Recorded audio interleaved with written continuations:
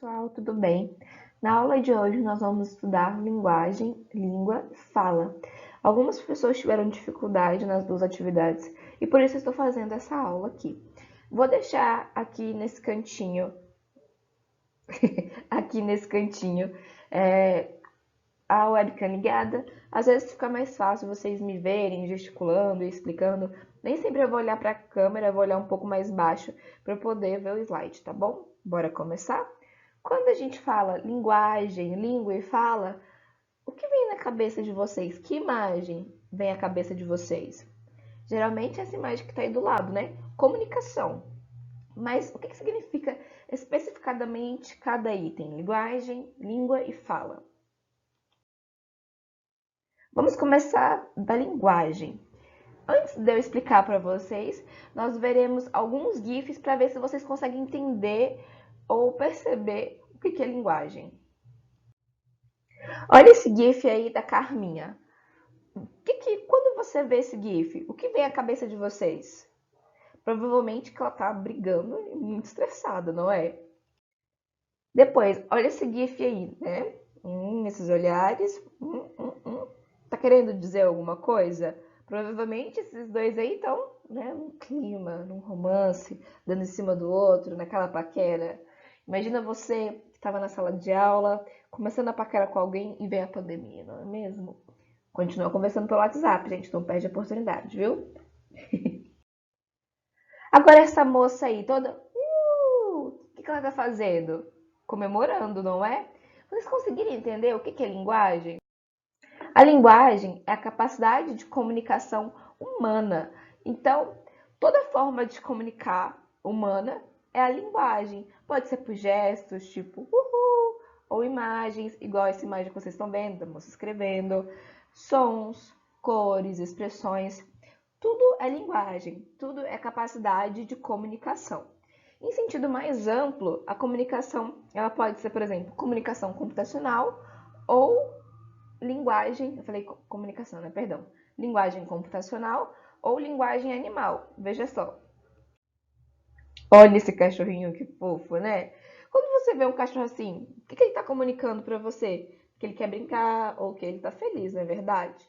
Então, linguagem é a capacidade de comunicação, ok? Agora, língua. O que é língua? A gente pensa assim, pode ser língua, parte do corpo humano, e sim, realmente, isso é língua. Mas pensando agora na parte de comunicação, de língua portuguesa. A língua, com base nessa imagem, vocês acham que é o quê? É a língua de um povo, o idioma, não é verdade? E é exatamente isso. A língua ou idioma é a linguagem oficial de um povo. Como assim, professora? Linguagem é a capacidade de comunicação. Então, isso aqui é uma linguagem. Agora, imagina, você está, deixa eu pensar, indo na secretaria buscar um documento. E aí você pede, por exemplo, a transferência. E no papel só vem assim, tipo, joia, o aluno foi transferido. Tem sentido? Não, né? Você precisa que tá lá escrito que você foi transferido, precisa do seu histórico escolar, das suas notas e por aí vai. Conseguiram entender? A língua é a comunicação oficial de um povo. Nos documentos do país haverá uma língua ali explicando o que está acontecendo naquele documento, é a forma como nós vamos nos comunicar. O Brasil, por exemplo, é um país muito grande, a gente sabe. Então imagina se não houvesse uma língua. Todo mundo é capaz de comunicar no Brasil, não é verdade? Mas se não houvesse uma língua para unir os povos, com menos de 50 anos, o pessoal do norte não falaria igual o pessoal do sul, do sudeste, do centro-oeste, porque ia especificar tanto nas variações linguísticas regionais que a gente ia ter dificuldade de se comunicar. Conseguiram entender? Agora a fala, do que é? Olha esse GIF aí, essas moças conversando. O que vocês pensam por esse GIF? O que significa fala? A fala é o uso individual da língua. Aqui no Brasil, como vocês sabem, nós temos a língua portuguesa e existe a norma nos livros de gramática. Além disso, cada pessoa utiliza a língua da sua forma. Por exemplo, eu não sei se dá para vocês ouvirem, mas eu sinto que eu estou um pouco rouca.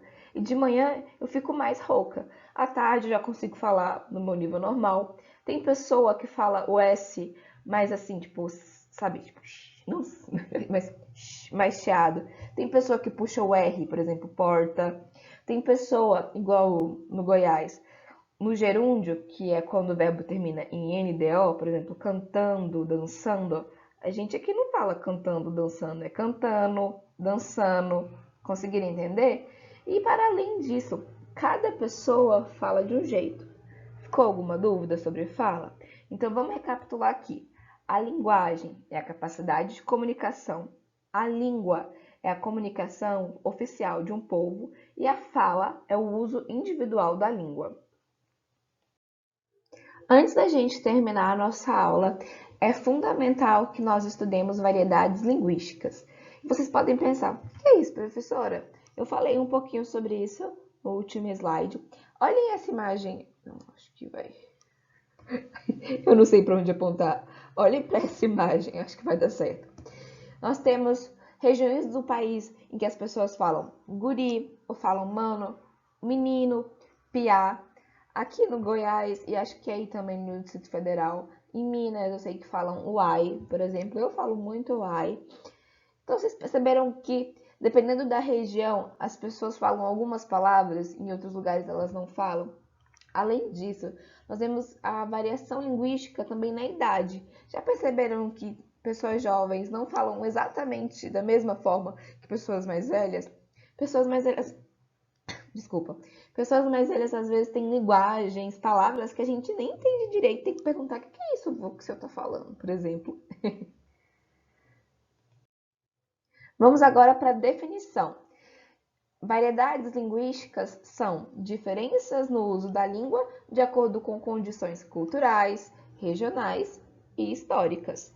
Ficou alguma dúvida? Pode me perguntar pelo WhatsApp.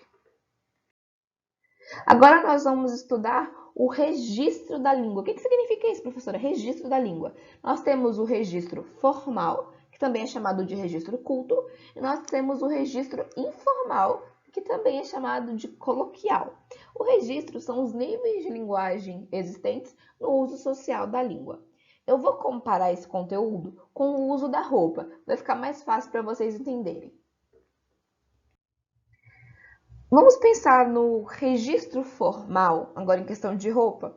Se você vai para um baile, por exemplo, esse vestido que a moça está usando é adequado para uma situação de baile? É, né, pessoal? Inclusive, tá muito bonita a moça. Agora, vamos pensar num contexto informal de uso de roupa. Essa roupa que eu vou mostrar para vocês agora. Um shortinho com uma blusinha folgada. Está adequado para a gente ficar em casa? Está. Então, a gente percebe que a questão da roupa não existe nem certo e nem errado em relação à roupa, e sim adequado e inadequado. Quer ver? Então, para uma situação formal, o vestido, acho que é assim, o vestido está adequado. Mas imagina usar esse vestido em casa, que é uma situação informal. A pessoa da sua casa não ia rir da sua cara? Tipo, por que você está usando esse vestido assim? Nada a ver. E da mesma forma, você está numa situação, por exemplo, de um casamento. É uma situação informal. E você vai usando essa roupa de ficar em casa? Fica meio estranho, não é verdade? Essa comparação que eu usei para vocês agora, a gente pode usar com a língua. Bora ver? Então, quando a gente vai, por exemplo, numa entrevista de emprego, que tem esse homem aí segurando na sua mão para te dar a sua vaga de emprego, jovem, nós estamos numa situação formal. Por isso, nós temos que usar uma linguagem formal. Conseguiram entender? Agora, se a gente está conversando com as amigas, igual nessa imagem aí, nós podemos utilizar a linguagem informal. Ficou alguma dúvida sobre variação? Além disso, uma informação importante. Não existe nem certo e nem errado, e sim adequado e inadequado. Conseguiram entender? Numa entrevista de emprego, é adequado que você use a norma padrão da língua portuguesa. E numa conversa com as amigas, você pode até usar a norma padrão, mas não fica muito mais legal e fluida a conversa você utilizando linguagem informal? Por exemplo, você, vai, nós. A conversa fica muito mais natural, porque é a situação informal. Ficou alguma dúvida?